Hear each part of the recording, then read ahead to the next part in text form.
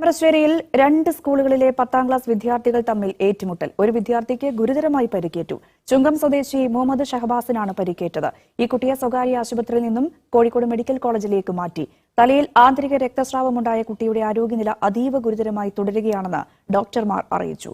ചുങ്കത്തെ സ്വകാര്യ ട്യൂഷൻ സെന്ററിന് സമീപത്ത് ഇന്നലെ വൈകിട്ടോടെയായിരുന്നു കയ്യാങ്കളി. 5 വിദ്യാർത്ഥികളെ പോലീസ് കസ്റ്റഡിയിലെടുത്തു.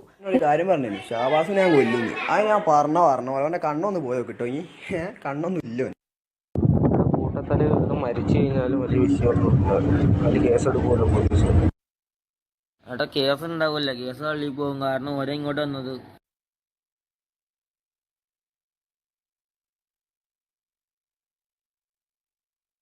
ക്ലിപ്പ് കൂടെ നമുക്ക് പുറത്ത് വന്നിട്ടുണ്ട്. അതായത് അതിനുശേഷം മർദ്ദനത്തിന് ശേഷം കാര്യങ്ങൾ കൈവിട്ടു പോകുമെന്ന് കണ്ടുകൊണ്ട് വിദ്യാർത്ഥി അയച്ച ഒരു വോയിസ് ക്ലിപ്പ് കൂടെയുണ്ട്. അതുകൂടെ ഒന്ന് കേൾക്കേണ്ടതുണ്ട്.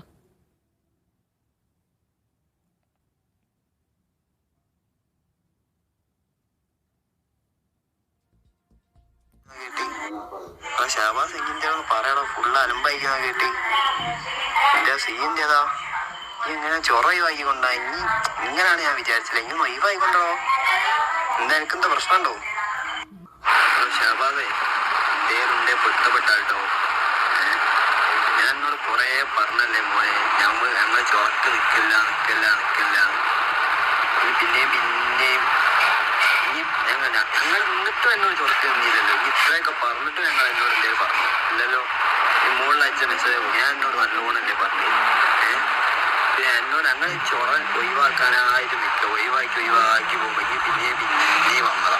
പിന്നെ അന്നേത്തെ പ്രശ്നം ഞങ്ങളാരും മനസ്സിൽ പോലും വിചാരിച്ചില്ല. ഒരിക്കലും ഞങ്ങൾ ഇങ്ങനെ പ്രശ്നം ഉണ്ടാവും പ്രതീക്ഷിച്ചില്ല. ഞങ്ങൾ ട്യൂഷനും കഴിഞ്ഞ് വരികയാണ്. ഇപ്പം നിങ്ങൾ എംജിആറിൽ ഏതോ ചെക്കന്മാർ ഞങ്ങളെ വിളിച്ച് പിന്നെ എല്ലാം കൂടി വിളിയായി എല്ലാവരും കൂടി എത്തിയതാണ്. അതിൻ്റെ ഇടയിൽ കൂടെ ഇനിയാണ് എന്നോട് മാത്രമായിട്ട് പെരുഞ്ചല്.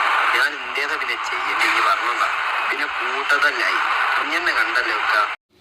ഈ ഒരു മൊമെൻറ്റിൽ ലേറ്റസ്റ്റ് ആയിട്ട് വന്നുകൊണ്ടിരിക്കുന്ന ന്യൂസാണ് ആ ഒരു പയ്യൻ, ആ ആശുപത്രിയിലായിരുന്ന ഷഹബാസ് എന്ന് പറഞ്ഞ ആ ഒരു പയ്യൻ മരണപ്പെട്ടേക്കുവാണ്. അതും തലയ്ക്കുണ്ടായ ആഴത്തിലുള്ള പരിക്ക് കാരണം പോയതിനെ തുടർന്ന് ആ ഒരു പയ്യൻ മരിച്ചത്. അത്ര ക്രൂരമായിട്ടാണ് ഈ ഒരു 15 വയസ്സുള്ള 10ാം ക്ലാസ്സിൽ പഠിക്കുന്ന കുട്ടികളൊക്കെ കൊലപാതകം ചെയ്യുന്നത്. എന്തുമാത്രം ക്രൂരതയാണ് ഇവരൊക്കെ ചെയ്യുന്നതെന്ന് മനസ്സിലാവുന്നത്. അത് ആ ഒരു വീഡിയോയിൽ നിങ്ങൾക്ക് കേട്ടാൽ അറിയാൻ പറ്റുന്നുണ്ട്. എന്തുമാത്രം പ്ലാനിങ് ആണ് ചെയ്തത്. അവനെ ഞാൻ കൊന്നു കളയും, നീ കണ്ടോ എന്നൊക്കെയാണ് അങ്ങ് വിളിച്ചങ്ങ് പറയുകയാണ്. അതുപോലെ തന്നെ കോടതിയിലോ അല്ലെങ്കിൽ ജയിലിലോ ഒന്നും കിടക്കേണ്ടി വരത്തില്ലടാ, ഇതൊന്നും വലിയ കേസൊന്നും ആവത്തില്ലെന്ന്. കൊന്നതൊക്കെ കേസാവത്തില്ല. ഇങ്ങനത്തെ തലമുറയാണ് ഇപ്പോൾ ഉള്ളത്.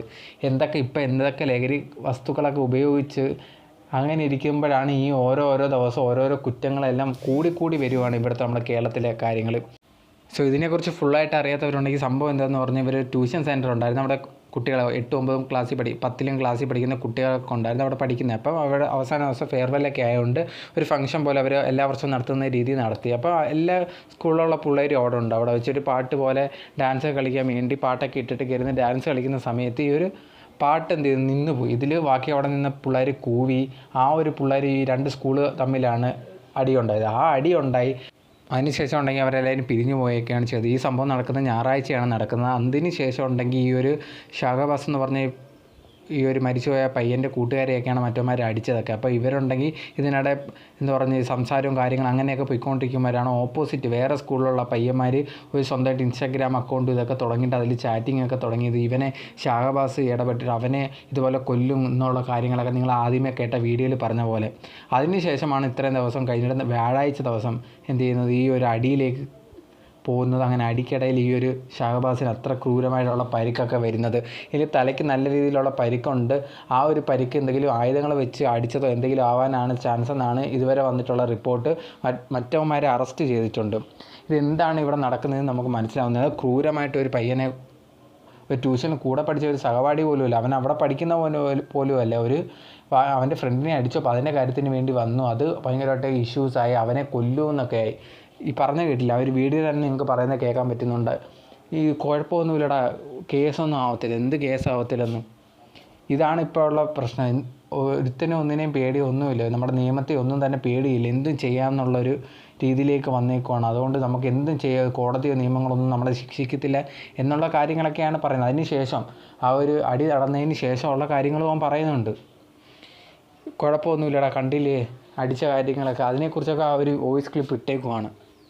ഇന്നത്തെ തലമുറ വളരെ ഭയങ്കര മോശം രീതിയിലേക്കാണ് പോയത്. അത് മെയിനായിട്ട് ഈ ഒരു പേരൻസ് ഭയങ്കര ശ്രദ്ധ കുട്ടികളിൽ നൽകുന്നതിന് ഭയങ്കരമായിട്ട് എന്താ പറയുക, അത് നോക്കുന്നതില്ല. സ്വന്തം കുട്ടികളെ കാര്യം നോക്കുന്ന, അവരെ ക്യാരക്ടേഴ്സിൻ്റെ എങ്ങനെ ബിൽഡ് ആവുന്നു എന്നൊന്നും ശ്രദ്ധിക്കുന്നതേ ഇല്ല. അതുപോലെ തന്നെ ഇങ്ങനത്തുള്ള ലഹരി യൂസ്, ഇതൊക്കെ കൊണ്ടാണ് ഇത്രമാത്രം സംഭവങ്ങൾ ഇങ്ങനെ ഓരോ ദിവസം എന്തുമാത്രം ന്യൂസ് കൊലപാതകങ്ങളെല്ലാമാണ് കേട്ടുകൊണ്ടിരിക്കുന്നത്. ഓരോ ദിവസം എല്ലാം ഇതൊക്കെ തന്നെയാണ്. എന്താണ് ഇങ്ങനെ ഇത്ര ഒരു 15 വയസ്സുള്ള ഈ പയ്യന്മാർ ഇങ്ങനെ കൊല്ലാൻ തുടങ്ങുമെന്ന് പറഞ്ഞു കഴിഞ്ഞാൽ എവിടെ ചെന്ന് ഇത് എത്തുമെന്ന് മനസ്സിലാവുന്നില്ല.